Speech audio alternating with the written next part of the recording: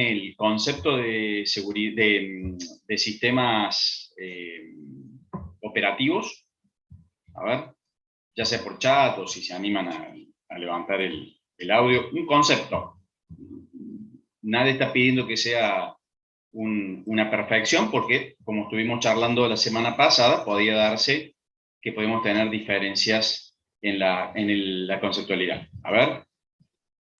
Conjunto de programas que permiten usar los distintos recursos de una computadora para darle, digamos, funciones al usuario.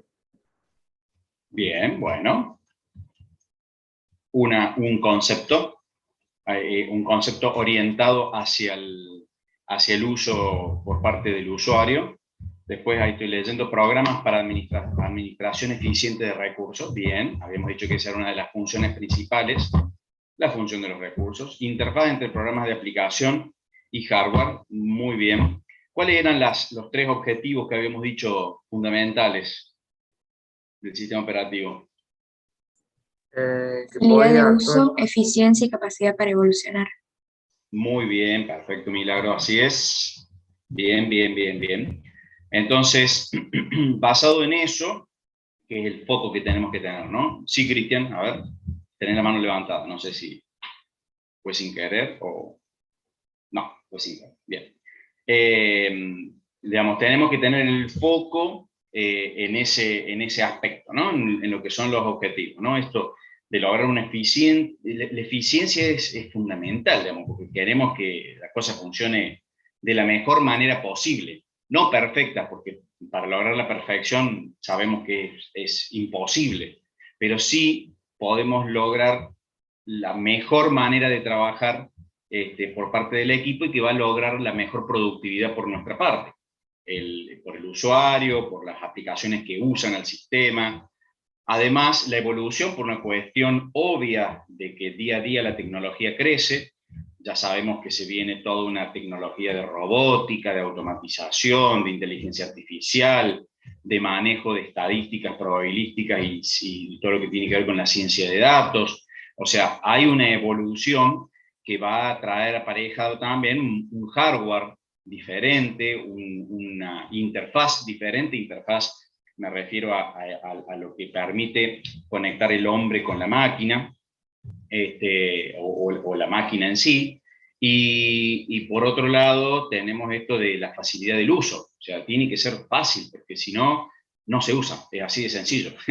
Si no es sencillo el uso, si no es cómodo, el usuario abandona esta posibilidad de manejarlo, ¿no? Entonces, tenemos la posibilidad de perder un cliente, tenemos la posibilidad de que lo que considerábamos que era una necesidad deje de serlo, porque ya no es necesario usarlo.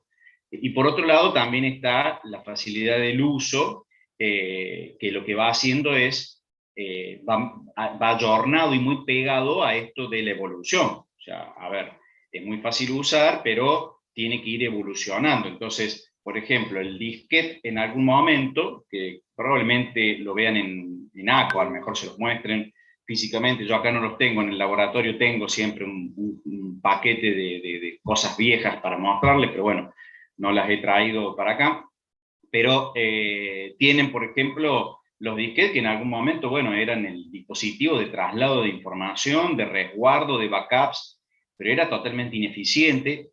No era difícil de usar, porque lo único que hacía era colocarlo y después tenías que ir y acceder al explorador de Windows, por ejemplo, si estuvieses en Windows, para ver su contenido, o tenías que hacer un ls, por ejemplo, si lo hacías por línea de comando, un dir en el caso de Windows. Bueno, esto que estoy hablando por ahí ya lo van a ver bien en la parte práctica.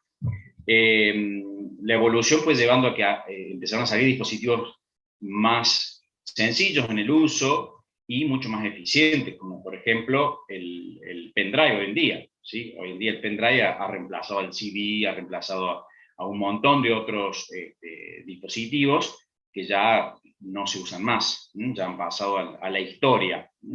El CD todavía sigue, porque el CD tiene cierta fidelidad para la música, entonces por ahí se sigue resguardando, pero en realidad la tendencia es a la desaparición. Ya hoy los equipos no vienen casi con lectoras de CD, y la evolución ha sido hacia el pendrive, ¿no? Hacia el dispositivo que permite, de alguna manera, llevar mucha información en algo muy pequeño, muy sencillo y con bastante seguridad de que no se va a romper, como un CD que se podía rayar o un disquete que se rompía simplemente porque le entraba una pelusa donde iba el disco. Bueno, ya vamos a ir viendo esa evolución también. Perfecto. Bueno, teniendo en cuenta que digamos, estamos hablando un poquito de lo que sería la evolución de estos sistemas, ¿sí? Vamos a adentrarnos justamente un poco a la historia, ¿sí? Nos vamos a meter en la historia. Así que voy a compartir. Por favor, confírmenme si están viendo en la pantalla la evolución de los sistemas operativos. Sí, profesor. Sí, profe. Perfecto, gracias, muy amables. Bueno, a ver, así se ha dado la evolución, ¿sí? Primero había lo que se llama procesamiento en serie, asociado un poco también a la historia, ¿no? A la industria también empezó con esto de los procesos en serie, los autos antes se hacían en serie, bueno, hay un montón de industrias que producieron en serie y que todavía algunas siguen haciéndolo de esa manera, ¿sí? Luego saltamos a lo que se denominan sistemas en lotes simples, ahora vamos a ver de qué se trata, que en realidad es, en vez de trabajar de a uno por vez, poder meter un lote y que, bueno, de alguna forma un sistema pueda decidir sobre ese lote quién sería el que sigue para ser ejecutado. Los por lote con multiprogramación, ya tenemos ahí varios, ¿sí? Que están accediendo, ya no es uno solo, sino que tenemos un conjunto de usuarios que pueden estar tirando para su ejecución su sistema, y por último los sistemas de tiempo compartido que dieron a la evolución de lo que hoy estamos viendo. Vamos a ver un poquito, vamos a charlar simplemente un poquito de esto. Esto después tienen para ampliarlo totalmente, fundamentalmente está en el libro del Stalin, y está contado como un cuento mucho más interesante, así que pueden hacer una extensión más. Pero bueno, en los años 40, fíjense la foto. Esa foto era una computadora, ¿sí? Una computadora que tal vez su nivel de procesamiento no llega ni a los talones de lo que es un procesador del día de hoy, que no llega a almacenar información porque tal vez no tenía lo que tenemos hoy, como son los discos. Se utilizaban otro tipo de interfaces de dispositivos, como eran las tarjetas perforadas. Entonces, en esa generación el proceso era todo en serie, no había todavía la existencia del sistema operativo. O sea, el sistema operativo estaba en veremos todavía, o sea, recién se estaba empezando a crear, ¿sí?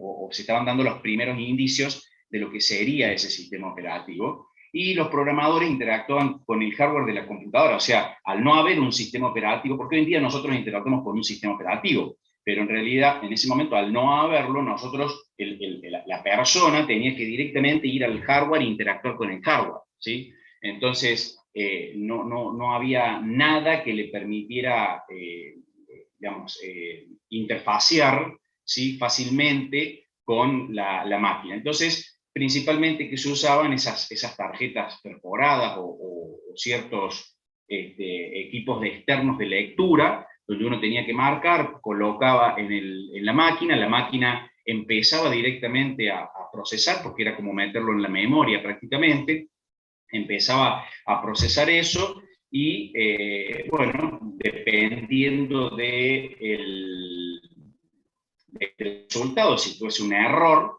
se terminaba y había que empezar todo de nuevo, era como empezar a recorrer todo el código del programa a través de esas tarjetas y ver dónde estaba el error, corregir esas tarjetas y volverlo a hacer. Tarjeta perforada es como, hagan de cuenta, una tarjeta, un papel que tenía huecos, ¿sí?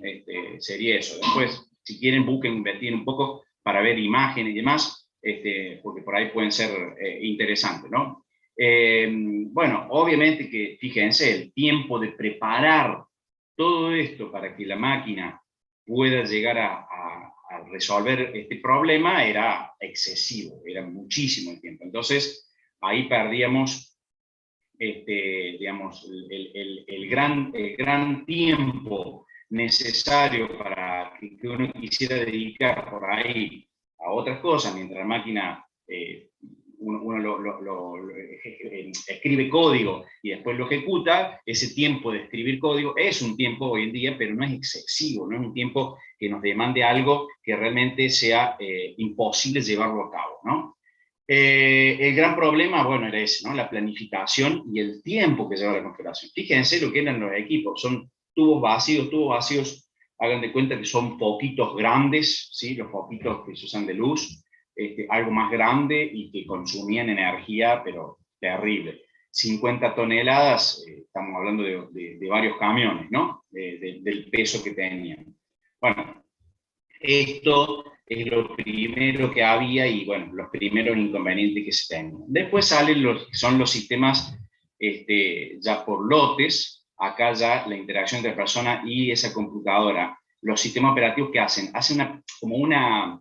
dicen, che, acá empiezo a estar, ¿no? O sea, acá empiezo a aparecer lo que sería el futuro sistema operativo, algo muy sencillo, muy simple, era algo que se llamaba en ese momento el monitor residente, que en realidad era un pequeño programita que se cargaba a través de una cinta o estas tarjetas perforadas, y se cargaba en memoria y lo ejecutaba, o sea, la herramienta lo ejecutaba. Pero ese monitor, ¿sí? Ese monitor que se ejecutaba quedaba siempre ejecutándose, o sea, siempre estaba en memoria y estaba permanentemente ejecutando, y era el encargado, de alguna forma, de, entre comillas, manejar los lotes que se le venían, ¿sí? O sea, los procesos que se le venían. Entonces, de esa manera empezamos a tener esto que se llaman los procesos por lotes. Era como un sistema operativo. Claro, bueno, o sea, por eso ahí plantea, es un sistema operativo, hace su aparición muy básica, muy discreta, porque en realidad no tenía la capacidad de gestión que tiene hoy en día. Es como el primer pasito, ¿no? Pero no se le llamó sistema operativo porque le faltaba administrar un montón de otras cosas que no tenía en ese momento la capacidad, sino que se llamaba así, monitor residente, era un programita que se cargaba en memoria, consumía ese espacio de memoria, siempre el mismo espacio, que era las primeras, suponete que la memoria sea del 0 al 3000, bueno, las primeras 1000 las ocupaba el monitor y siempre estaba el monitor ahí presente, ¿no? Y él tenía que estar ahí. Empieza a ver lo que es el almacenamiento temporal, o sea, empieza a ver algo de información que puede prevalecer y permanecer por un periodo de tiempo, pero bueno, eso va a dar la evolución de los hardware nuevos, como son los discos y todo lo demás, pero digamos, por ahora se estaban usando esto que eran las cintas y las tarjetas perforadas. Las cintas con un problema, la cinta es... ustedes también, digamos, ya son de otra generación, pero la cinta antes, en mi época, la música se escuchaba en lo que se llamaban cassettes, y eran cintas que pasaba una cinta que va pasando y que tiene una forma de lectura, podemos decir, rápida al momento cuando se encuentra la información, pero lenta en la búsqueda, porque hay que mover toda la cinta para llegar al punto que uno quiere. Hoy en día ese problema lo tenemos totalmente resuelto. Por ejemplo, un disco mecánico, que es lo que tiene la mayoría, un disco mecánico, o como un CD, el CD se mueve, pero hay una púa, ¿sí? Vamos a llamarle así, porque bueno, hoy se están poniendo de moda de vuelta los discos de pasta viejo, pero el cabezal, ¿sí? Que se mueve, que es un lector, ¿sí? Puede ubicarse rápidamente donde quiero leer o buscar algo de información. Entonces, ganamos en eso. Por eso es que algunas de las características de hardware que eran necesarias en ese momento tenían que ver con proteger la memoria, ¿sí? Ya vamos a ver por qué, porque estamos hablando de procesos por lote. Procesos por lote es que yo tenga un lote de programitas, ¿sí? Un lote de cosas que quiero ejecutar, y que este monitor tenga la capacidad de ejecutar primero uno, después el segundo, después el tercero, que él pueda hacerse cargo. Entonces, el hombre en este caso lo que hacía era enchufaba el dispositivo, ya sea la cinta o la tarjeta, se cargaba eso en memoria, y el monitor se encargaba de darle cuál sería el primero, de hacer un estilo de planificación. La planificación la hacíamos nosotros, porque en realidad íbamos poniendo esto, ¿sí? Cuento la historia de que yo no he vivido esto, pero sí he tenido oportunidad de leer y tener profesores, principalmente en maestría, donde comentaban cómo trabajaban con estos dispositivos, ¿no? Muy interesante, pero una tecnología hoy en día arcaica, ¿no? Bueno, los temporizadores, justamente cuánto tiempo se le va a dar, las instrucciones privilegiadas e interrupciones. ¿Esto qué quiere decir? A ver, ya empezamos a ver que el monitor que empieza a tener esto de, che, acá estoy yo asomándome como sistema operativo, y bueno, tiene un poquito más de prioridad que la aplicación de un usuario, porque es el monitor el encargado de alguna forma de administrar algo, como por ejemplo los tiempos, ¿no? Bueno, ahí están viendo, por ejemplo, uno de los creadores de una de las grandes computadoras binarias que hubo en algún momento. Fíjense la cantidad de teclas, switches y demás que hay ahí dando vuelta, ¿no? O sea, algo que hoy lo vemos en un aparatito que lo podemos tener en la mano, porque hoy tenemos una terrible computadora en nuestras manos, ¿sí? Como es un celular, que no es solo un smartphone, es una computadora, no deja de ser una máquina que tiene procesador, tiene memoria, tiene un sistema operativo, tiene todo lo mismo que vemos en una compra, ¿sí? Bien, siguiendo un poquito, empezamos ya a evolucionar y ya llegamos a esto que ya estamos casi en el sistema operativo, porque la multiprogramación dio nacimiento a esta posibilidad de tener o sea, primero que necesitábamos de la memoria principal, ¿no? O sea, la memoria principal, llámese memoria RAM, ¿sí? Que es la memoria, justamente una memoria volátil, una memoria donde la información prevalece durante un tiempo, se va eliminando, ya, por lo que el mismo sistema hoy en día lo va quitando, ¿no? Pero el hardware, si pierde energía, o sea, si perdemos corriente en el dispositivo, esa memoria queda totalmente limpia, ¿no? Se elimina todo. Cuando arranca nuevamente se vuelve a recargar, ¿sí? Todo el contenido que sea necesario en la memoria, ¿no? La posibilidad de multiprogramación, ¿qué quiere decir? Quiere decir que puede albergar, que puede guardar, que puede mantener, ¿sí? Programas de usuarios, o sea, no solo un programa del usuario, sino puede tener más de un programa del usuario, ¿sí? Que hoy en día es lo que tenemos, ¿sí? Hoy en día tenemos esto de la multiprogramación, porque podemos tener en la memoria muchos programas, ¿sí? Y a su vez estamos viendo esto de que trae aparejado la multitarea, porque empezamos a ver la posibilidad de tener, por ejemplo, ahora en este momento estamos con Zoom y seguramente alguno tendrá el Discord abierto, tendrá, no sé, el WhatsApp web, otras aplicaciones que no es más que un navegador, ¿sí? En el caso del Discord una aplicación propia, y todo esto va llevando aparejado a tener la multiprogramación, ¿no? O sea, un usuario que tiene más de un programa al mismo tiempo, ¿sí?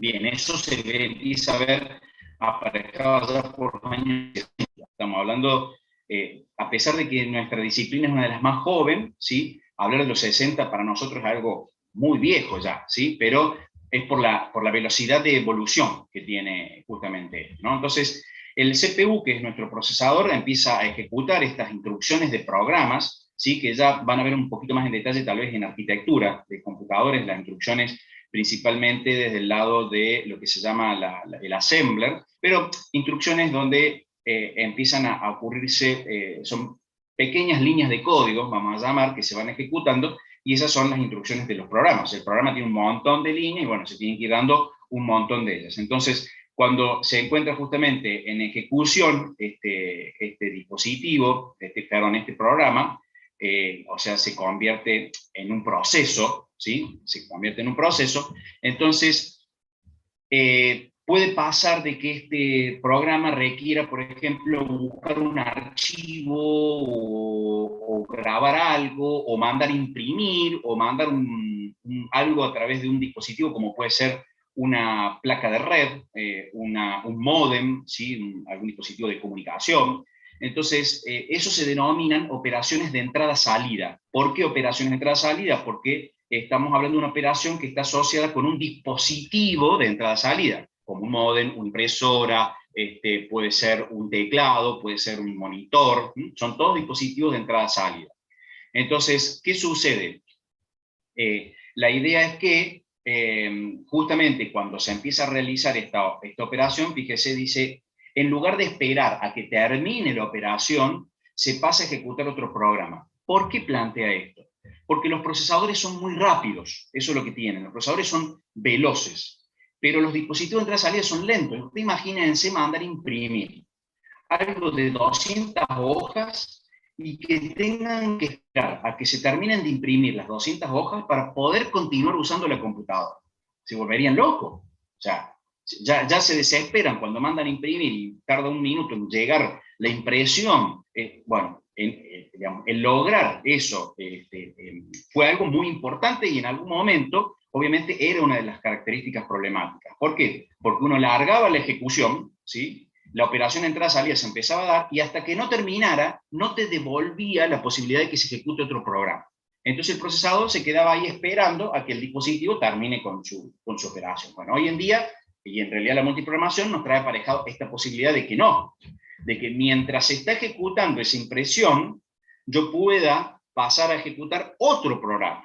Entonces, ahí lo que se buscaba era maximizar la utilización del procesador, que el procesador no esté del vicio. Ese era el verdadero, lo que uno persigue, ¿no? Entonces, fíjense, ahí abajo pongo una característica, para mantener varios trabajos en memoria principal se necesita gestión de memoria, ¿sí? Eso es algo fundamental, ¿no? O sea, necesitamos gestionar la memoria cuando tenemos que tener varios trabajos en memoria principal. Entonces, eso es un agregado justamente que empieza a tener nuestro sistema operativo y hace que se lleve a una complejidad mayor, ¿no? Se empieza a programar para gestionar memoria. Claro, ya empezamos a tener justamente esto de gestionar memoria, empezamos a programar. Siempre estamos hablando de programación, que en realidad estamos haciendo el uso a través de todo es línea de código. Un sistema operativo son millones de líneas de código, cualquier aplicación son millones de líneas de código. Entonces, es la programación es la que hace que estas cosas realmente lleguen a funcionar correctamente. Y en esto aclaro algo importantísimo en la vida laboral, ¿sí? Programar es un rol del que tenemos los ingenieros en sistemas, ¿sí? Es un rol. Programar hoy en día está muy bien catalogado desde el punto de vista económico, podemos decir, porque se paga muy bien la programación hoy en día. Pero tengan cuidado con casarse y pensar que programando es de la única manera que voy a prevalecer, digamos, en este medio. ¿Por qué? Porque esto es cíclico. En algún momento el saber mucho de hardware era muy bien pago. Después el tener un muy buen conocimiento de administración del sistema operativo también. Luego fueron las redes. Hoy en día es la nube y son también la programación. Es el DevOps, ¿sí? El operador de desarrollo, aquel que tiene este conocimiento entre sistema operativo y desarrollo. El DevNet, el que sabe manejar redes y también sistema operativo, el que tiene la capacidad de ser DevSec, que sabe no solamente desarrollar, sino que también está orientado a la seguridad. Hoy hay muchos roles, y no son únicamente los asociados a programación. Hoy está en boga y está ahí arriba, top, todo lo que sea programación, pero mañana puede cambiar y ser otro. Lo importante es que como ingeniero en sistemas tenemos la capacidad, ¿sí?, de estar en todos ellos, ¿sí? O sea, nosotros tenemos las bases para poder interactuar en todos. En mi caso particular, mi experiencia es haber arrancado con desarrollo, hacer análisis funcional, ser tester, luego ser especialista en redes, luego dedicarme específicamente a seguridad, ciberseguridad, que es en realidad lo que estamos trabajando hoy en día, y lo que es auditorías de normas, ¿no? Fíjense el rango. Y a su vez gestiono un laboratorio donde gestiono recursos humanos. Tengo personal, tengo equipamiento, recursos de todo tipo, no solo, llámense hoy en día en vez de recursos humanos, talento, ¿no? Que es como se denomina. Pero hoy tenemos un montón, o sea, nosotros tenemos como ingenieros capacidades para muchos roles, ¿no? O sea, que en realidad nuestras incumbencias es lo que nosotros podemos desarrollar.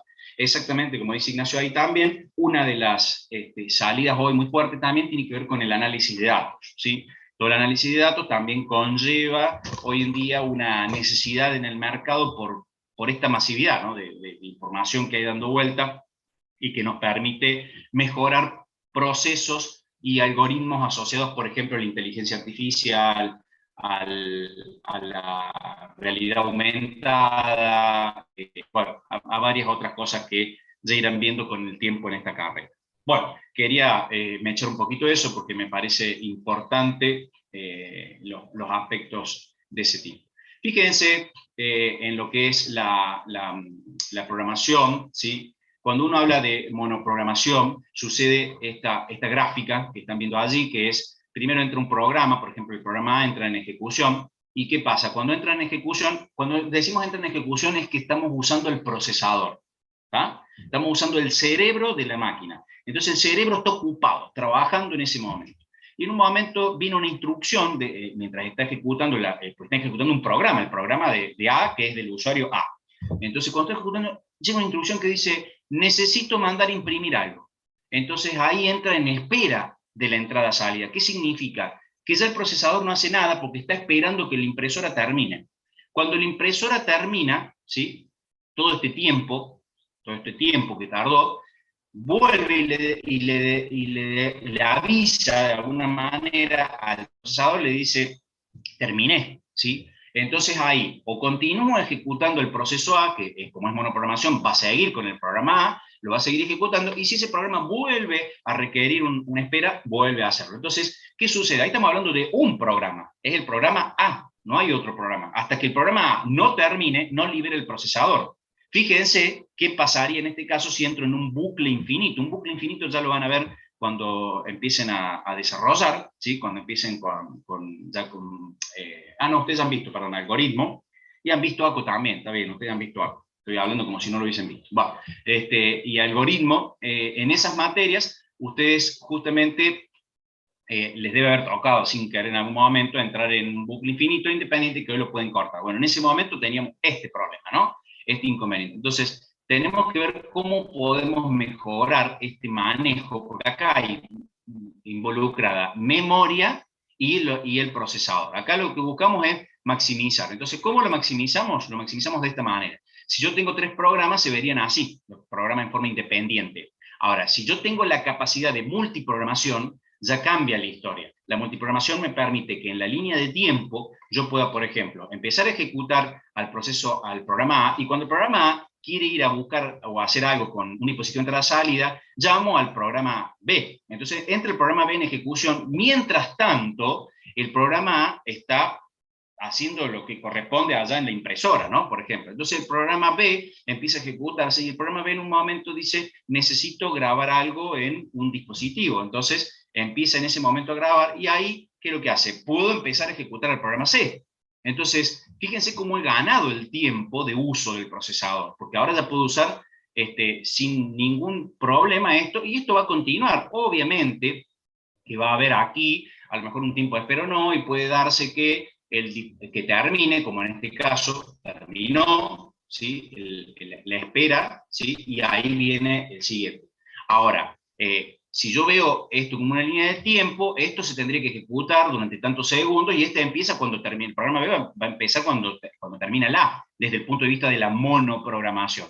En cambio, desde el punto de vista de la multiprogramación, no hace falta esperar a que termine A, ¿no? Entonces, esto es lo que hemos ganado con la multiprogramación, ¿no? Multiprogramación o multitarea, se ejecutan varios procesos en forma alternada para aprovechar los tiempos muertos del procesador. Eso es lo que estamos buscando, ¿sí? Lo que uno busca es que el procesador no esté al vicio. Esa es la realidad.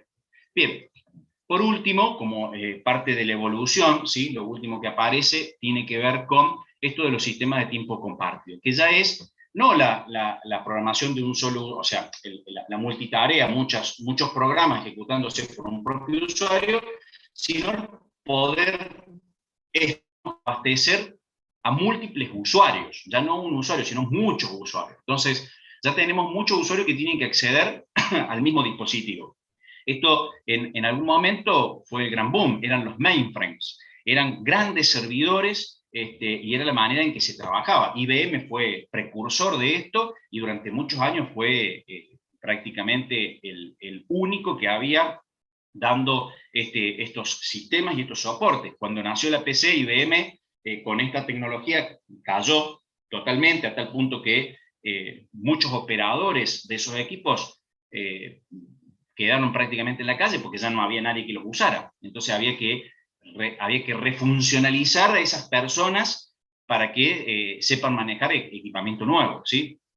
Eso, digamos, es lo que les comentaba hace un rato, que uno no se tiene que casar con una tecnología porque esto va evolucionando, entonces uno tiene que acompañar a la evolución, ¿sí? Bueno, implementa multiprogramación también, porque no es solamente que tengo a todos los clientes, tiene que estar el servidor atendiendo como si fuese un solo usuario, pero son muchos usuarios, y tiene que atender justamente a todos ellos darles un pedazo de procesador a cada uno, ¿sí? O sea, un tiempo, ¿no? Un pedazo me refiero a un tiempo.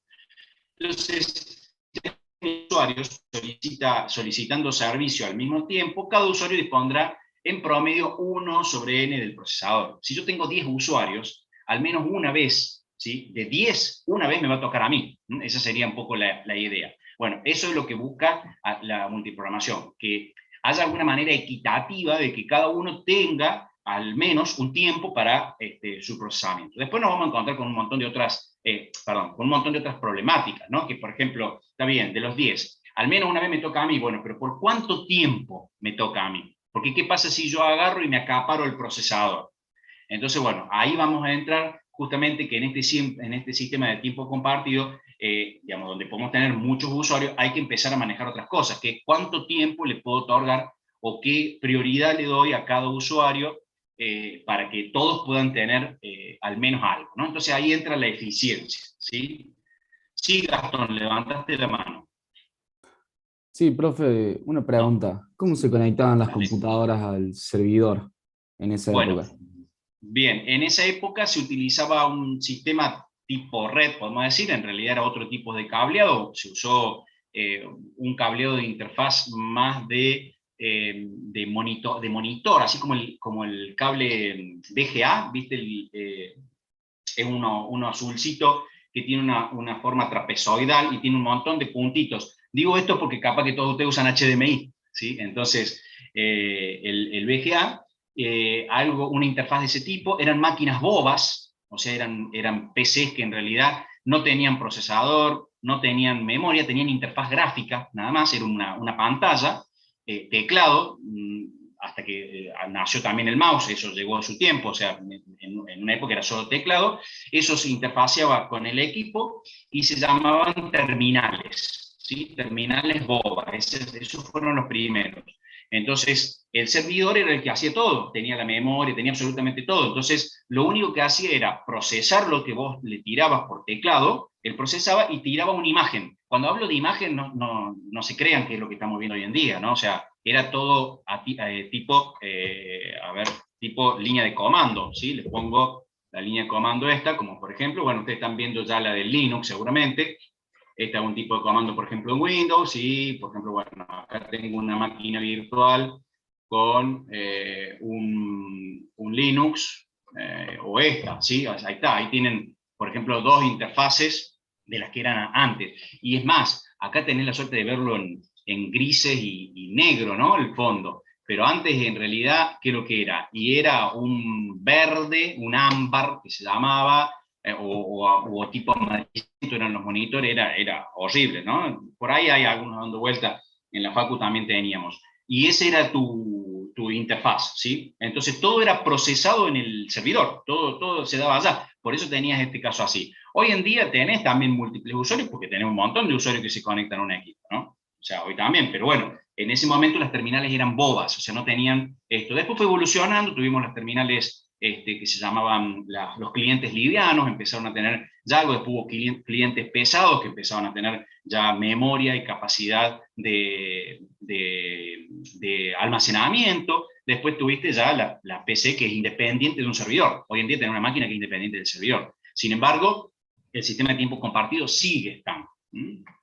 O sea, se conectaban como si fuera la línea de teléfono fijo, básicamente, al servidor, o tenían que ir a un lugar específico Bueno, donde... eso ya me estás hablando de conexiones de tipo remota, ya evolucionaste más vos todavía. En un principio era todo cableado interno, ¿no? Después evolucionó con la llegada de conexiones de tipo modem, digamos, porque estamos hablando de los años 60, pocos años también de tener telefonía, ¿no? Estamos hablando de hace mucho tiempo. Luego, cuando ya la telefonía aparece, empiezan a existir esto que se llaman los modems, los moduladores de moduladores, y ahí ya sí empezás a tener otro tipo de tecnología que te permitía acceder en forma remota. Pero ahí ya evolucionaste, ya no hablamos de terminales bobas, ¿sí? Ya teníamos clientes un poco más pesados, ¿no? Porque tenían otro tipo de info, ¿no? Luego sí, luego aparecen, primero estaban los modem con la tecnología Dial-Up, que, bueno, en mi caso a mí me tocó, nosotros, la BBS, que es un producto de la UTN, donde tenemos nuestros correos electrónicos, no los de ustedes, sino el correo electrónico primero que hubo en la facultad, fue una de las primeras que hubo acá en Córdoba, y usábamos, digamos, el modem, y vos tenías que, o usabas el modem o usabas el teléfono, ¿sí? Hasta que, bueno, eso evolucionó y llegamos al ADSL, ¿no? El ADSL, que es lo que usamos hoy, que tenemos la división, digamos, de alguna forma, de la frecuencia. Entonces vos tenés por un lado datos y por otro lado tenés voz, y por eso es que podés tener sin ningún problema el teléfono y podés tener datos también. Y ya está desapareciendo también, porque el teléfono está de a poquito siendo historia, ¿no? O sea, reemplazado totalmente por los celulares y demás. Y veremos cómo evoluciona esto, ¿no? Pero hay una evolución mayor a esos años. Ahí está dándose una evolución mucho mayor. Podemos empezar a hablar mucho más de esto. No nos adentramos mucho más, porque es simplemente como para tener una noción de la historia de cómo se llegó a lo que hoy tenemos prácticamente, ¿no? Bien. Bueno, continúo así avanzando. Profe, una consulta. Sí, dale, Agustín. En esos casos, por ejemplo, que estaba el servidor y los usuarios, Sí. donde el procesador se dividía en 1 sobre n. Uh-huh. Dentro de ese n, ¿el servidor contaba con un usuario? Porque también me imagino que requeriría un tiempo de procesamiento o algo por el estilo. El procesador es quien, perdón, vos decís, el sistema operativo, El está diciendo, servidor. perdón, me dijiste sistema. No, el servidor pues, y los clientes. Dentro de ese esquema, por ejemplo, esa fotito que aparecía, ¿el servidor Bueno, cuenta como sí, uno de sí. los n o no? Claro, no. El servidor es un sistema operativo. El servidor tiene el sistema operativo. Él es quien administra. Él no es un usuario del servidor. Él es quien brinda el servicio. Y el sistema operativo gestiona. No era o sea, a ver, sí tenía uso, pero la división se hacía entre los otros 10. Porque el sistema operativo siempre Claro. tiene que estar manejándose. El sistema operativo siempre está consumiendo procesador. ¿Está bien? O sea, hoy en día lo mismo. No hace magia. El sistema operativo... Claro, iba a eso. Claro, Sí, pero no se iba divide en a el la N porque... división No, porque del uso. si lo metes en el N, ya se te distorsiona, porque todos tienen esa función, todos necesitan que el sistema operativo es quien va a decidir, por ejemplo, quién es el cliente que sigue, y esas decisiones las tiene que estar tomando. Si tenés en cuenta el N del sistema operativo, estás en el horno. Por eso se divide normalmente el tiempo de usuario y el tiempo del sistema operativo. ¿Está bien? Bien, genial, quedó claro. Perfecto. Bueno, sigo entonces. Vamos con las características de los sistemas operativos modernos, que no es que son de ahora, son de los 60 en adelante, ¿sí? Sistemas operativos modernos, se les denomina así desde esas épocas. Hoy serían los modernos, pero en realidad seguimos teniendo estas características. Hay evoluciones, pero siguen siendo usadas las mismas, muchos de los mismos algoritmos de las épocas, lo que pasa es que han evolucionado un poco más los algoritmos o se han estado combinando. Estas son las características principales. Si a mí me preguntan, ¿cuáles son las características de los sistemas operativos modernos? Ahí las tenemos. Arquitectura, micronúcleo, microkernel, ¿sí? No núcleo, sino micro, algo más pequeño. Multihilos, múltiples posibilidades de que un proceso se divida en varios pequeños procesos, le vamos a llamar, porque vamos a después entender que son como subprocesos. No, Joaquín, no es, la BIOS es hardware. El microkernel es parte del, o sea, el microkernel está de alguna forma en el sistema operativo, estamos hablando, ¿sí? Y es algo que se carga después en algún momento en las funcionalidades en el procesador, ¿está bien? Eso es el núcleo, pero no es parte de la BIOS. La BIOS es algo propio de una placa, de un hardware puro. La BIOS arranca, y usted lo tiene que haber visto en ACO. La BIOS arranca, es el sistema de entrada-salida básico, arranca y llega a un punto en el cual busca el sistema operativo, o sea, carga el núcleo, el microkernel, ¿sí? Y le da el poder, la potestad, y le dice, hacete cargo vos de ahora en adelante. Y la BIOS desaparece, o sea, ya no entra más en juego. Entonces entra a jugar ahí el sistema operativo, ¿sí?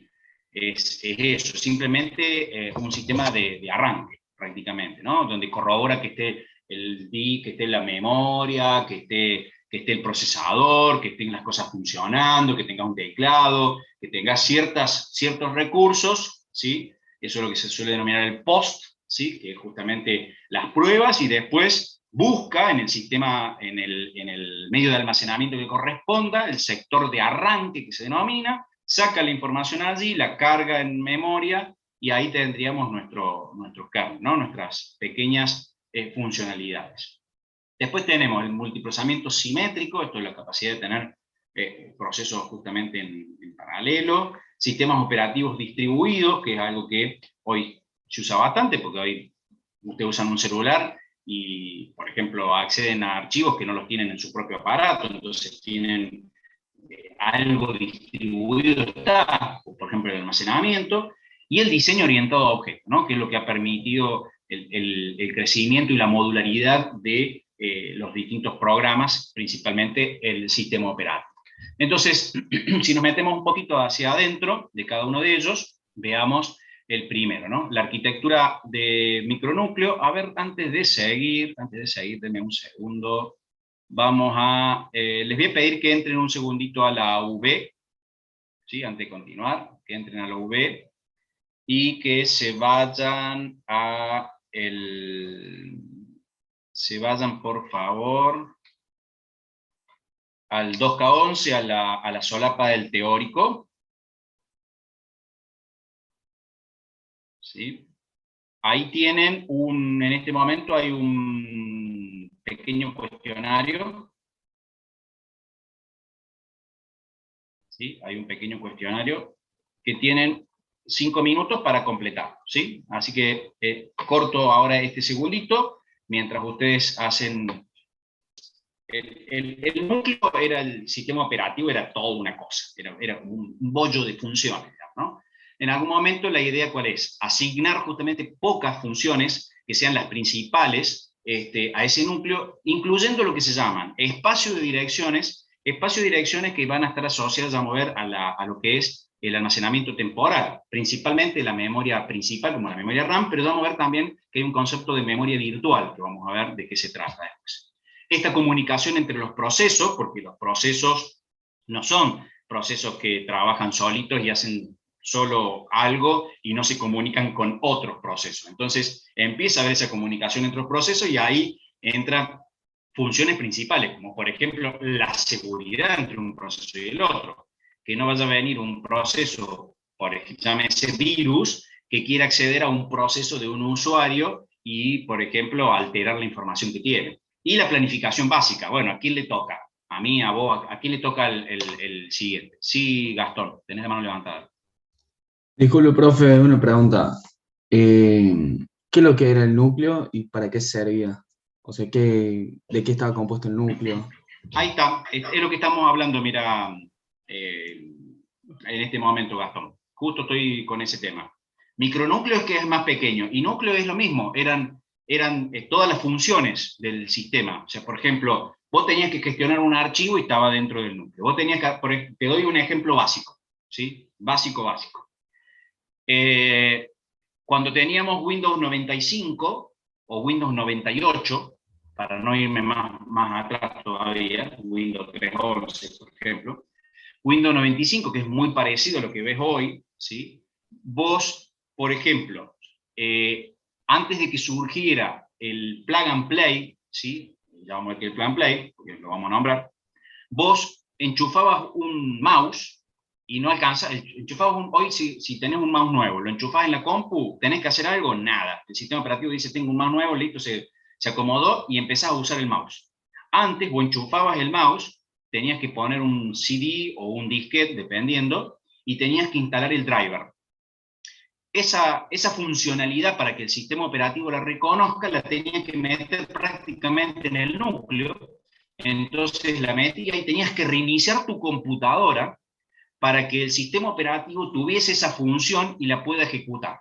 Eso era en las épocas esas. Al separarse y al generar en algún momento el micronúcleo y poder separar de tal manera tanto las funcionalidades, la instalación, la gestión de un driver, de un dispositivo de entrada-salida, vos lo pones y no tenés que reiniciar el equipo. ¿Por qué? Porque es algo externo al núcleo. Entonces, fíjate vos la gran diferencia, ¿sí? Antes, por ejemplo, agregabas un procesador, porque vos siempre existieron computadoras donde pueden tener varios procesadores. Vos agregabas un procesador a tu computadora y tenías que reinstalar el sistema operativo para que lo reconociera.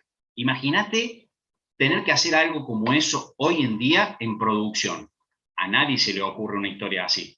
Nadie se animaría a tener que reinstalar algo en producción. Al contrario, ni a palo reinstalar un sistema que está en producción. Es más, como dicen muchos, si anda, mejor no lo toques, ¿viste? Entonces, en esa época vos tenías ese inconveniente. Está bien, tenías que apagar la máquina, poner el nuevo procesador, emprender la máquina, pero reinstalar el sistema operativo. Hoy en día, eso ya no es necesario. ¿Por qué? Justamente porque el núcleo del sistema operativo tiene la capacidad de ser tan pequeño que no necesita esa información en el núcleo. Es algo que orbita, ¿sí?, sobre ese núcleo. Y esa es una de las grandes ventajas que tenemos. No sé si contesté tu pregunta. Bueno, sí, perfecto. Gracias, Gastón. No me acordaba el nombre, si era Gastón o quién me había preguntado. Bueno, entonces, el sistema operativo proporciona servidores, o sea, pequeños procesos, digamos, o muchos procesos, vamos a ver qué hay, que se ejecutan en modo usuario, y el micronúcleo los trata como cualquier aplicación. Fíjense, o sea, empieza a tirar procesitos, ¿sí? Pero a todos los va a tratar como una aplicación más. Eso es lo que va a hacer de alguna forma el micronúcleo. El micronúcleo simplifica la implementación, brinda flexibilidad, trata de igual modo procesos locales como remotos. O sea, es lo mismo que vos estés ejecutando algo en forma local o que estés en una máquina en China tirando una petición. Ejemplo, que estés ejecutando el navegador en un servidor, vos estés parado en el servidor web de Google, estás ahí en la máquina, y vos tiras algo en un navegador, una búsqueda, es lo mismo, te va a atender igual a ese equipo local como a alguien que esté en otra parte del mundo accediendo al mismo servidor, haciendo una consulta a Google, ¿sí? Entonces, atiende igual. Para él son todos iguales, ¿sí? Son todos procesos iguales. Entonces, los servicios se van a empezar a dividir y a diferenciar entre lo que es procesos clientes y procesos servidores. ¿Qué es lo que usan hoy? Hoy todo lo que van a hacer ustedes, programar, es lo que se llama cliente-servidor, ¿sí? Entonces, van a tener mucho en la parte del cliente, por ejemplo, en un navegador, yo pongo una página, y en la página pongo un número de documento, ¿sí? Pongo un número de documento. Bueno, la pregunta es, ¿dónde valido si ese número de documento son números o no son números? ¿Lo puedo validar del lado del servidor o lo puedo validar del lado del cliente? Por ejemplo, ¿qué significa? Pongo un número, pongo el número, pongo 82, ¿sí? Entonces, supongamos que es el lado del servidor. Entonces, ¿qué hace la página esa? Manda, ¿sí? Manda la petición al servidor, el servidor controla si esos 82 son números. Ah, sí, son números, listo, entonces manda una respuesta, ¿sí? Con el dato, por ejemplo, de a quién pertenece ese número de DNI. Supongamos que ahora no, que en vez el cliente se equivoca y pone, en vez de 82, pone 72 y una letra A. Entonces manda la petición esa, llega al servidor y el servidor dice, no, es todo un error. Entonces manda una respuesta al cliente diciéndole, te equivocaste, pusiste mal el DNI. Pero también lo podemos haber puesto del lado del cliente, por ejemplo, con un JavaScript, ¿sí? El caso de recién, por ejemplo, tecnología como PHP. PHP hace del lado del servidor. JavaScript lo podemos hacer del lado del cliente. Entonces, ¿qué haces? Pones los dos acá del lado del cliente y verificás si lo que pusiste es o no numérico. Entonces, antes de que salga la petición, controlas si lo que tenés es todo numérico o tenés alguna letra. Si tenés alguna letra, no sale la petición. Directamente le dice el usuario, tenés mal puesto el número de documento, ponelo correctamente, ¿sí? Y con eso resolvemos un problema como, por ejemplo, el sobrecargar la navegación, ¿sí? Los enlaces, el tema de la comunicación. Bueno, eso hoy en día hay un montón de tecnologías, ¿sí? Y ustedes se van a ir viendo con eso, ¿no? Sí, es cuestión de que el cliente servidor trae aparejados ciertos problemas de seguridad que están en muchos casos resueltos, ¿sí? Lo que pasa es que hay que usarlo, ese es el problema. Que lamentablemente en la modalidad en que ustedes van avanzando con su carrera, por ahí la seguridad como que no se ve profundamente. Por ejemplo, el hecho de mandar la información cifrada, ¿sí? No tengo que usar más HTTP, tengo que usar HTTPS para mandar la información, porque eso ya me da un nivel de seguridad, ¿sí? La forma en que mando los datos, no puedo mandar la forma en dato de texto, lo tengo que mandar en lo posible también cifrado, con algún tipo de codificación, ¿sí? Bien, él dice, bueno, tengo una pregunta ahí, la voy a leer. ¿El micronúcleo daría prioridad a una instrucción del sistema operativo antes que una instrucción de la aplicación, o no es tarea del micronúcleo? A ver, el sistema operativo, a través del planificador, que es parte del micronúcleo, ¿sí? Del planificador, es quien va a decidir a quién le toca, ¿sí? Es el propio sistema operativo, que si hay instrucciones del sistema operativo, es muy probable de que tenga o no más prioridad. Va a depender de un montón de casos. Hay un montón de variables para poder decir si esto va a ser así o no. Puede ser que el sistema operativo requiera, pero en realidad está todo armado para que espere a que termine quien está ejecutándose en ese momento y después entra él a procesarse. Por ejemplo, el planificador entra cada rato al procesador para poder decirle al procesador quién es el que sigue en la ejecución, ¿sí? Entonces le entra a darle la información para decirle, mira, este es el que sigue, acá es quien debería continuar. Entonces hay un planificador dando vuelta que va a estar entrando. Y es parte de él, ¿sí? Es parte de este planificador el decidir quién es la aplicación que sigue, o en realidad no la aplicación, quién es el proceso que sigue. Porque a lo mejor los procesos que sigan son todos, tienen una alta prioridad de la misma aplicación. Te pongo un ejemplo. Va a tener más prioridad un streaming, ¿sí? O sea, un envío de información de videollamada, o esto que estamos usando por ahí como Zoom, que, por ejemplo, un dato que envíes por un correo electrónico, ¿sí? A nivel de comunicación, y tiene que llegar mucho más rápido esto que estamos haciendo, porque si no, si se perdieran datos cuando yo estoy acá hablando, cuando estoy moviendo mi mano, cuando estoy haciendo algo, lo que vos vas a tener es una persona robótica, ¿no? Que va a ver una imagen acá y el siguiente frame lo va a ver con la mano en otro lado. Entonces, no sería muy bien visto, digamos, y no sería una buena experiencia de usuario. Entonces, sí tenés esto de la planificación de los procesos, ¿sí? Bien. Sigo, así avanzamos un poco, porque hoy necesito terminar con esta unidad como sea, si no le voy a tener que dejar para que vean ustedes varias cosas, ¿sí? Los multihilos, que es otra de las características, cada una de estos los vamos a profundizar mucho más, pero necesito que ahora vayan entendiendo lo que estamos hablando, ¿sí? Así que está bueno lo de las preguntas que van haciendo, en algún caso capaz que no las vaya a contestar y las deje para más adelante, ¿sí? El programa no es más que fíjense, conjunto de instrucciones dados en una secuencia lógica y con un objetivo. Es línea de código, ¿sí? Es un programa es algo estático, algo que yo tengo en la máquina, ¿sí? Todo lo que ustedes hicieron en algoritmo es un programa, pero cuando presionan F5, se produce algo fogoso ahí atrás, raro, que es el sistema operativo que entra en juego ahí, y agarra esos códigos y los tiene que poner en la memoria, y tiene que darle lugar para que sea procesado, y tiene que buscar los archivos que están en el disco con esas líneas de código para poder llevarlo, y tiene que marcar un montón de registros que son como, no sé, como una planillita que dice, lo siguiente es esto. O sea, hay un montón de cosas donde entra en juego esto de tirar justamente leña y que esto empiece a trabajar de alguna forma, ¿no? Empieza a surgir lo que necesitamos, que entren a calentarse los motores del procesador. Entonces, cuando ese programa entra en ejecución, en realidad lo que se ha creado es lo que se llama un proceso, ¿sí? Y puede ser uno o muchos procesos. Porque si ustedes agarran un administrador de tareas, van a ver que tiene un montón de veces Chrome, si están usando Chrome.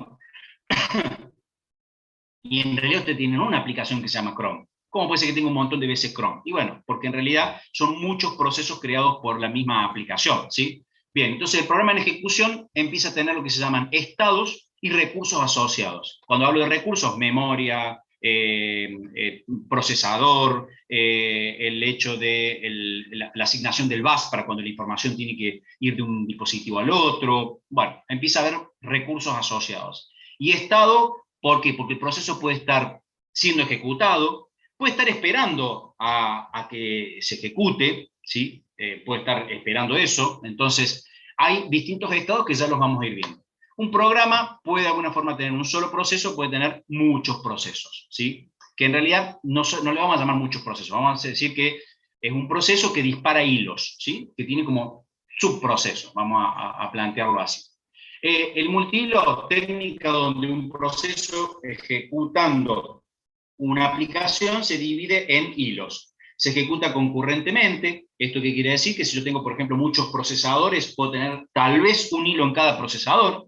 Interesante. El hilo es un contexto de ejecución que se planifica de manera independiente. ¿Qué me dice esto? Y que así como planifico procesos, también puedo planificar los hilos. Y puedo llegar a estar poniendo un hilo en un procesador, otro hilo en otro procesador, al mismo tiempo. Y se está ejecutando prácticamente en forma paralela todos los hilos de un mismo proceso, de una misma aplicación, ¿sí?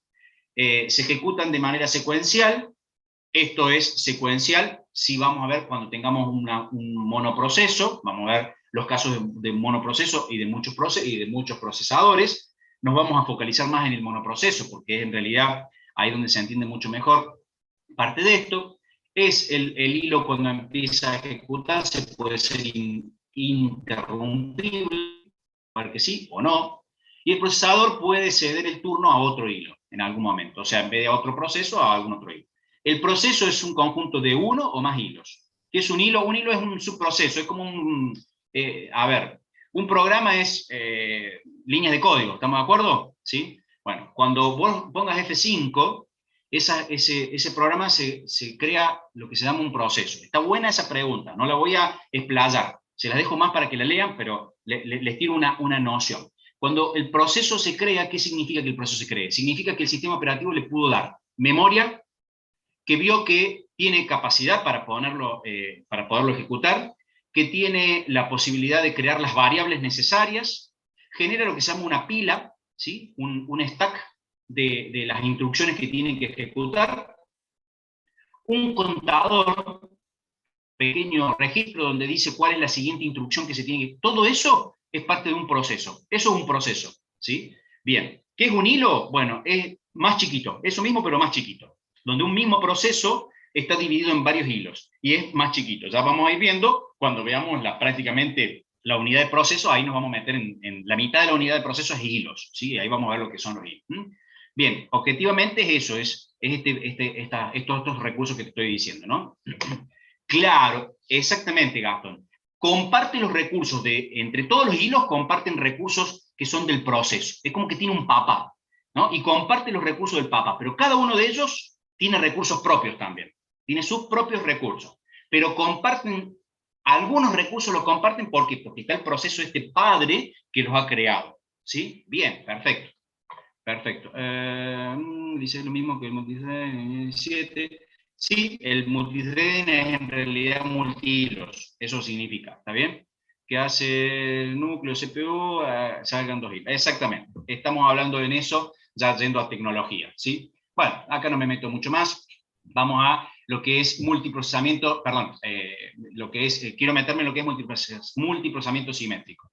¿Qué es lo que estamos hablando? Muchos procesadores, una memoria compartida, un bus de sistema que tiene la capacidad de poder llegar a todos los procesadores. Entonces, tenemos muchos procesadores, comparten esa misma memoria y obviamente comparten los dispositivos de entrada-salida. Por ejemplo, una impresora compartida, ¿sí? Procesadores tienen esa capacidad de estar interconectados. No nos metemos en cómo es el hardware de interconexión, sino que va a haber una comunicación. Yo puedo tener procesadores y puedo tener hasta diferentes maneras de asignar a los procesadores por técnicas como round robin, que es una que vamos a ver más adelante, donde le doy un poco de espacio a cada una, o usando estadísticas para ver quién es el que menos sobrecargado está, entonces le asigno los procesos a ese. Bueno, hay muchas técnicas que están relacionadas a algoritmos que permiten mejorar la eficiencia justamente del uso de todos los procesadores. y todos esos procesadores pueden ejecutar las mismas funciones. ¿Qué significa? Tienen la capacidad todas de ejecutar el micronúcleo, ¿sí? Entonces todas tienen el mismo micronúcleo, ejecutan lo mismo y por lo tanto pueden hacer y dar las mismas funciones, ¿sí? ¿Qué ventajas va a tener frente a un solo procesador el tener muchos procesadores? Y acá lo tenemos. El rendimiento, ¿sí? Algo sumamente importante. Algunas partes del trabajo pueden ejecutarse en paralelo y obviamente no es lo mismo que, a ver, si yo me pongo a ver el tiempo que tardamos en hacer la cola en un supermercado, si somos 3 personas haciendo la cola, el primero está atendiendo a 6, por lo tanto el primero no cuenta. ¿Por qué? Porque el primero llegó, está siendo atendido ya en ese momento. Pero los otros dos, todavía su tiempo de espera es alto, porque tienen que esperar a que el primero salga. Ahora, si yo pongo 3 cajeros, puedo atender a las 3 personas al mismo tiempo. Por lo tanto, el rendimiento del tiempo es mucho mejor, ¿sí? Obviamente la experiencia de usuario es mejor, o sea, tengo un montón de otras ganancias. Sí, a nivel de el dueño del supermercado tengo costos. Tengo 3 personas que tener, tengo 3 sueldos, tengo 3 problemas, ¿sí?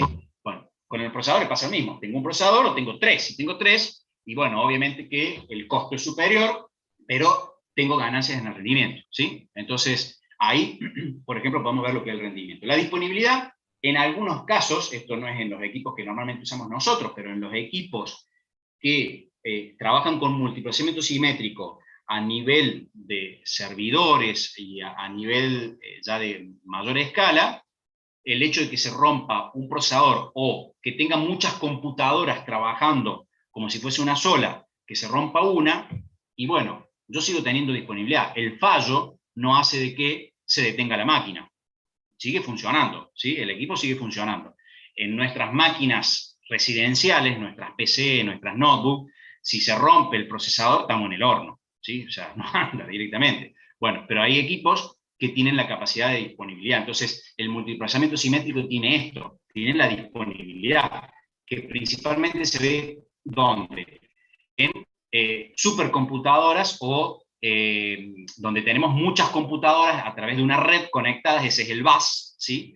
Conectada, y que se rompa una computadora no va a afectar a que la cosa siga funcionando. Va a disminuir el rendimiento porque se rompió una, pero sigue funcionando. Entonces, mientras más núcleos, tengo una pregunta, mientras más núcleos tenga el procesador, más procesos puedo tener al mismo tiempo. Sí, Federico, siempre y cuando las tecnologías permitan eso, porque hay que ver no solamente que tengas mucho. A ver, vos podés tener muchos procesadores, pero también depende de los algoritmos que se usan. Ejemplo, vos podrías llegar a la cola del supermercado donde tenés 3 cajeros y podrías ir a cualquiera de las cajas. O a lo mejor no.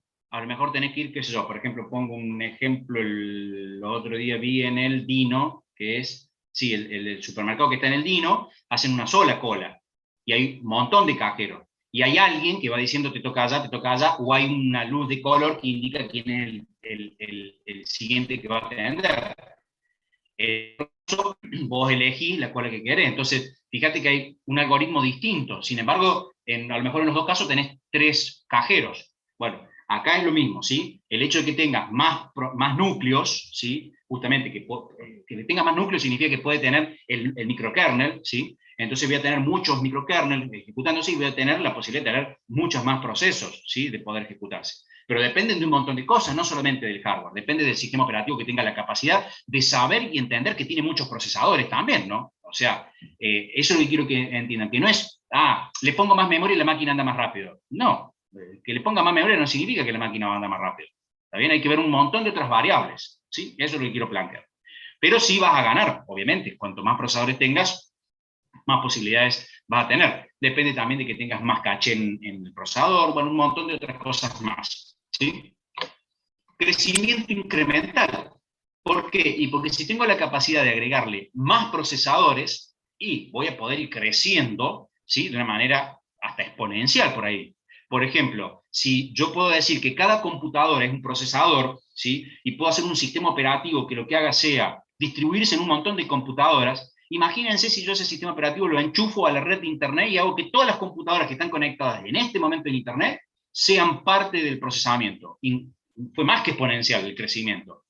Millones y millones de computadoras en este momento aportando algo. Fíjense las cosas que se podrían hacer si hiciéramos eso. Por ejemplo, un ejemplo, interesante de esto, ¿sí? Del crecimiento incremental, es lo que hace el changuito este que junta dinero, no me sale de Santiago, lo que se llama, no me sale el apellido, que dice, bueno, si ponemos 100 pesos cada uno, el tipo consigue por ahí millones para problemas, maratea. Ahí está, gracias Ezequiel. Exactamente, de él estoy hablando. Fíjate vos, tira en la red, millones de personas aportan 100 pesos, que son 2 facturas hoy, ¿sí? O no me alcanza, porque acá ya que en mi casa salen 60, así que no me alcanza, y conseguís millones de pesos, ¿no? Bueno, en los procesadores pasa lo mismo. Si yo pudiese lograr un sistema que cuando enchufo la red de internet le mande a cada procesador que hay en el mundo conectado a la red de internet, de decirle, préstame un ciclo de ejecución de tu procesador para investigar sobre esto, tal vez podríamos resolver problemas como el cáncer, el COVID, lo que sea, ¿sí? Los hay programas específicos para descubrir, por ejemplo, extraterrestres, ¿sí? O comunicaciones extraterrestres y demás, ¿no? Entonces, voy a la pregunta esa y sigo porque quiero avanzar. ¿Hay límites para los procesadores que se puedan conectar físicamente? Físicamente en una computadora es el hardware el que te lo da. Bueno, ahora ya no alcanzo a ver tu nombre. Eso me habían pedido, después le tengo que indicar que... Martín, ahí está, Martín. A ver, físicamente va a ser el hardware. Si la placa madre te permite poner 10 procesadores, va a poder poner 10 procesadores. Ahora, en el crecimiento del sistema operativo con respecto a la cantidad de máquinas que puedas evolucionar, va a depender de otras variables. Por ejemplo, el espacio de direcciones, ¿sí? Que ya vamos a ver cuando veamos memoria de qué se trata, porque el espacio de direcciones también te limita. Por ejemplo, si yo hablo de 64 bits, probablemente también es un limitante. En algún momento teníamos sistema operativo de 16 bits, después tuvimos de 32 bits, hoy tenemos de 64 bits. Y lo más seguro es que nos vayamos a quedar cortos y que en algún momento empiecen a aparecer procesadores de 128, 254, ya, de 256, ya vamos a ir viendo de lo que vaya apareciendo con el tiempo, ¿sí? Bien, la escalabilidad es la variedad de productos basado en el número de procesadores. O sea, hoy en día tengo la posibilidad de escalar, no solo porque tengo un Windows, sino porque también tengo la posibilidad de ir creciendo porque hay evolución. Entonces, es la posibilidad que me permite ir evolucionando, ¿no? O sea, la escalabilidad. Está muy pegada al crecimiento incremental, porque me tiene que permitir seguir creciendo. Pero bueno, hay tecnologías que tienen un limitante y se te llegó ahí y murió, ¿sí? Ya no hay forma de que esto pueda seguir creciendo. Por ejemplo, memoria. Sí, tengo un slot de memoria. Y bueno, si tu máquina soporta, suponete, módulos de 5 teras, genial. El tema es que si en el mercado no hay módulo de 5 teras, está en el horno, ¿sí? Entonces, a lo mejor llegás a 1 tera, y a lo mejor una máquina tiene 5 slots, y soporta 5 slots de 5 teras.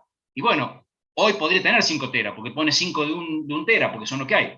Entonces, muchas veces la escalabilidad está limitada también al hardware, ¿no? Que tenemos.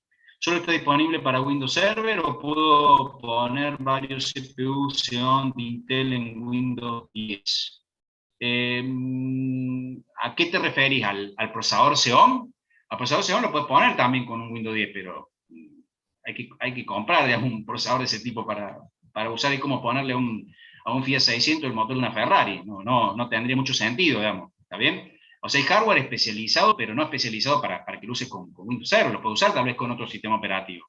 El tema es el rendimiento. ¿De qué te sirve? ¿Está? ¿De qué te sirve tener un terrible maquinón con terribles procesador, con terribles memorias, si en realidad lo que vas a terminar usando es Office? No tiene sentido. Hay un youtuber que usaba así la compu.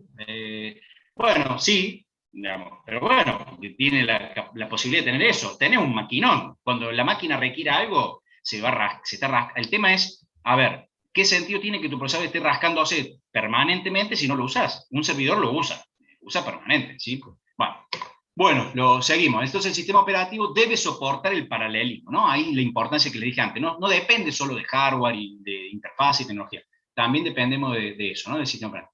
La otra característica del sistema operativo distribuido es un sistema operativo donde los usuarios pueden acceder a recursos remotos, como por ejemplo con sus celulares, que ustedes acceden al Drive, por ejemplo. Entonces acceden a archivos, están accediendo a un espacio de disco que está, vaya a saber dónde, ¿sí? En cualquier otro lado. proporciona la ilusión de que es una sola máquina. Ustedes creen, en realidad la ilusión es de que en mi celular yo tengo los archivos, y en realidad los archivos no están en mi celular, no están físicamente en este equipo, están en un equipo de Don Google, ¿sí? Vaya a saber dónde. Y si se le rompe el equipo a Don Google, chao mis archivos, ¿no? Es así. Es más difícil que se rompa, pero bueno, puede pasar. La idea cuál es, que de alguna forma yo pueda ver también esto, ¿no? De que el grupo de máquinas separadas se ve como un clúster. Un clúster es la unión de todas estas máquinas trabajando en conjunto, como le dije recién, un montón de computadoras unidas por una red, y nos hacen tener la sensación de que es una sola computadora, ¿no? El procesamiento de datos está distribuido entre diferentes máquinas, permiten que las aplicaciones se ejecuten varios procesadores al mismo tiempo. El diseño orientado a objetos facilita el desarrollo, principalmente es ahí donde está la gran ventaja. Ver objetos por separado, entonces uno desarrolla teniendo en cuenta ese objeto y no todos los objetos. Tengo que conocerlos, pero no tengo que necesariamente ponerme a ver cómo trabajar sobre todos los objetos, sino conocer cómo interfacear, por ejemplo, con un objeto con otro. ¿Ya? Eso lo van a ver, no me ocupo mucho ahora, porque lo van a explotar mucho más cuando vean, por ejemplo, un análisis de sistema o un diseño de sistema principal. Un objeto puede controlar exclusividad de los accesos a su estado a través de sus métodos. Los métodos son funciones, ¿sí? Bueno, ustedes han visto programación, así que ahí lo han visto seguramente. Bien, bueno, hasta ahí lo que son las cinco características del sistema operativo moderno, ¿sí? ¿Alguna pregunta, alguna duda para jugar al... me mataste, creo que es el LOL. Hace mucho que no... Mis últimos juegos son prehistóricos para ustedes, así que, digamos, no... Hace mucho que no juego. Así que no sé qué será el LOL, Age of Empires. Ah, bueno, por ejemplo, sí. Bueno, no, yo a ese no sé qué, jugué a unos un poco más viejitos que esos. Bueno, breve reseña histórica de Windows y Linux, un poquito de lo que en realidad lo voy a pasar de largo, esto se lo dejo. El Doom, ese sí, Ezequiel, ese es de mi época, ese sí lo jugué. Arquitectura del sistema operativo y modelos cliente-servidor, ¿sí? Veamos un poquito, esto lo más rápido. Esto se los dejo para que ustedes busquen la historia y vean las evoluciones, ¿sí? Leanla un poquito. ¿Qué es lo que pasa con nuestro sistema operativo de Windows? Nuestro sistema operativo Windows no tiene una estructura micronúcleo como la hemos planteado recién, sino que tiene una estructura más bien modular. Está dividida en módulos, ¿sí? Pequeños y no tan pequeños. En realidad antes, vuelvo a insistir, era una masa única y acá se dividió como en módulos, ¿sí? Está totalmente orientado a las aplicaciones, en realidad separa esto, ¿no? Lo que es la ejecución para el usuario de lo que es la ejecución para el núcleo o el kernel, ¿sí? Que en este caso es un poco más grande, ya no hablamos de micro, sino que hablamos de un núcleo que tiene como partes que necesita para poder llevarse a cabo, como por ejemplo el sistema ejecutivo sería como el micronúcleo, pero esto también tiene el kernel que agrega un poco más, y el HAL, que es esto de una capa que nos abstrae del hardware, ¿sí? Es lo que nos permite decir, che, de acá para abajo no hace falta que vos conozcas nada, no hace falta que vos sepas cómo es el disco duro, cuántos platos tiene, si tiene un cabezal, cuántos sectores, cómo está dividido, qué cantidad de energía necesita, nada de eso. Bueno, te tenés que hacer cargo de eso. El sistema operativo llega hasta ahí hay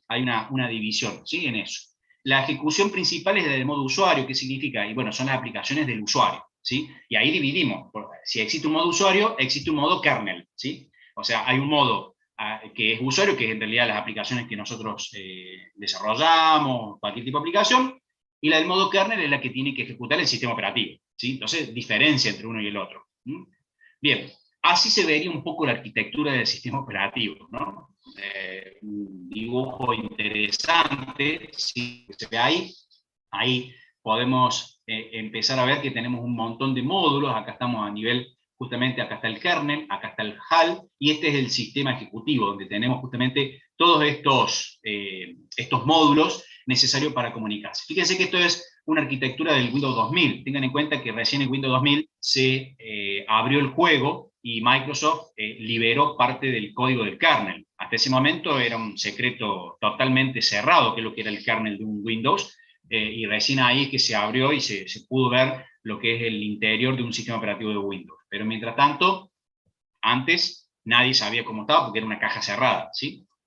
No así el caso de lo que es el Linux, ¿no? Donde uno puede tener a mano todo lo que es el código.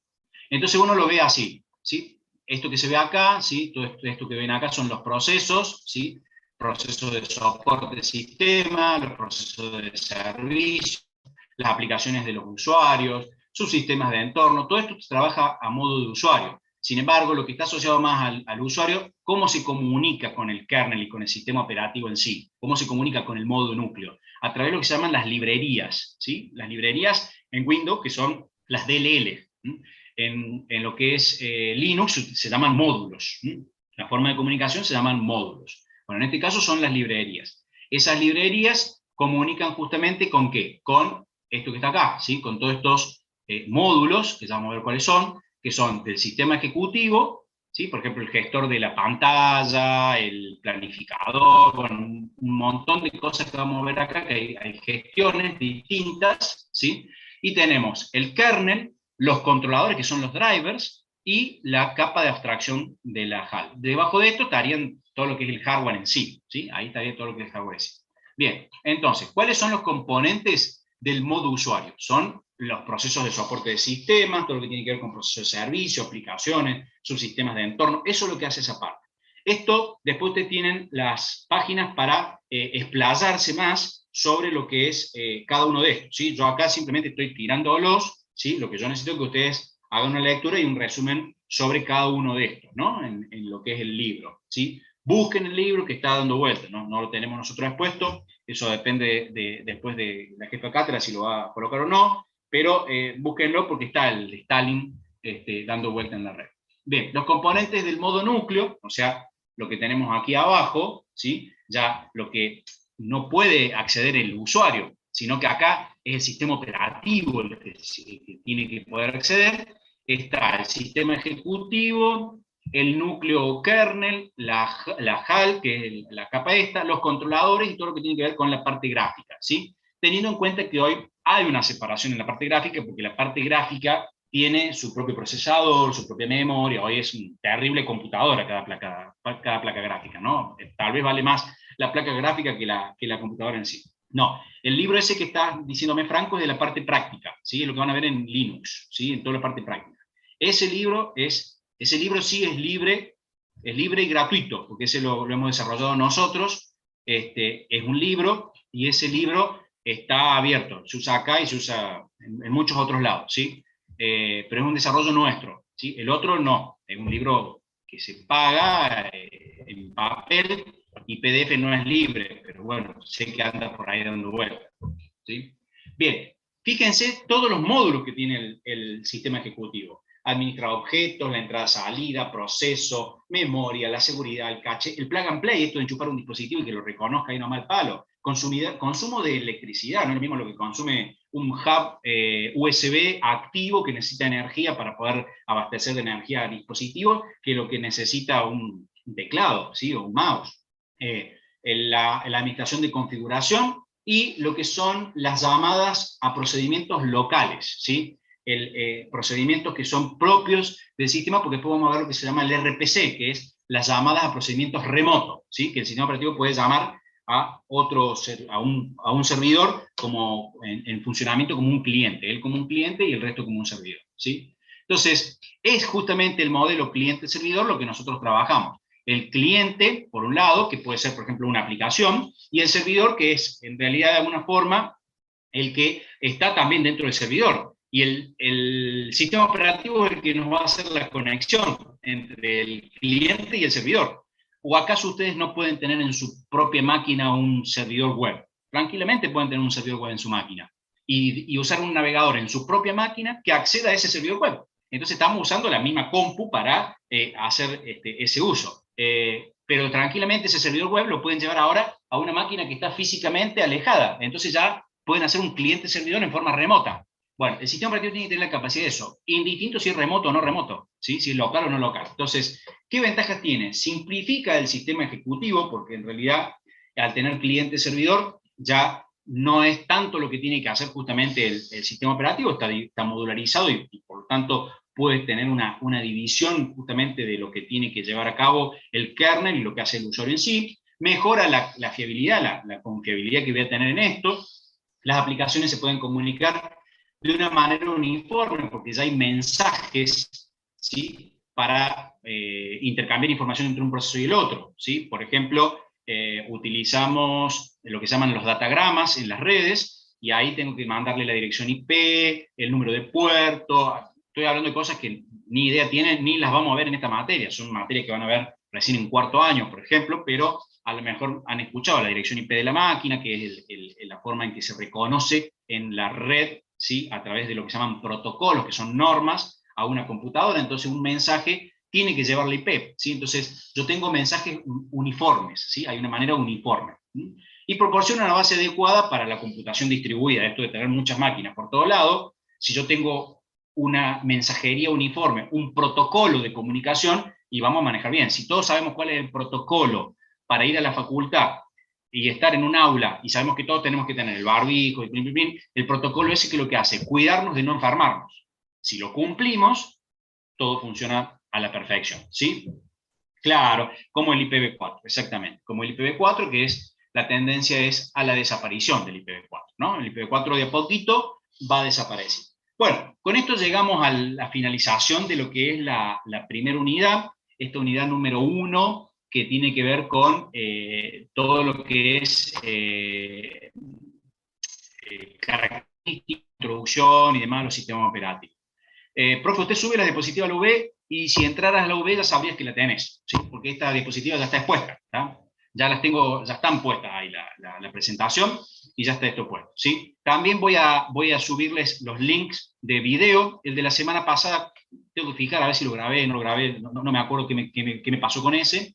Este ya lo voy a subir, son links que van a quedar en la UV por aproximadamente unos 30 días, ¿sí? Y después se eliminan, porque también tengo que ir eliminando la carga que me consume el guardar todos estos videos, ¿sí? Bien.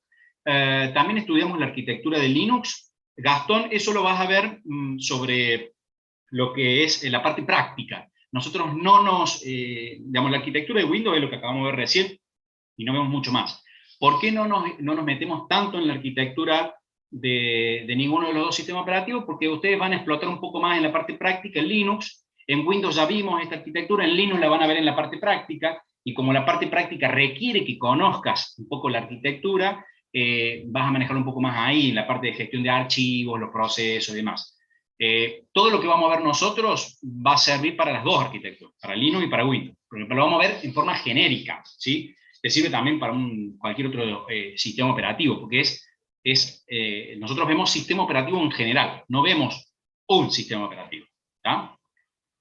Bien, explotando literal, ¿por qué mi procesador está llorando con sus 4 núcleos? Hay que ver un montón de cosas, hay que ver si realmente son los núcleos, hay que ver si tu equipo es específicamente un problema de cuello de botella porque tenés un disco lento y eso sobrecarga. Pueden ser muchas, ¿sí? Causas por las que un dispositivo puede estar digamos, dándote la sensación de lentitud, y a lo mejor es, claro, vos sentís lento, pero el equipo está rindiendo perfecto, ¿sí? Perfecto a lo que puede. También puede ser eso, un procesador lento, ¿no? Bien. Preguntas, dudas y consultas, y cortamos la clase de hoy. Quería llegar a arrancar algo con gestión de archivos, pero no llegué. Lo veremos la semana que viene. Nos quedan exactamente unos 3 minutos, así que quedo a disposición de alguna pregunta. Si no, quedan liberados para su siguiente clase. No hay algo apunte único como en MAT para... No, olvídate de acá en adelante. Me pregunta si existe, nos vemos para los que se lo hayan retirado.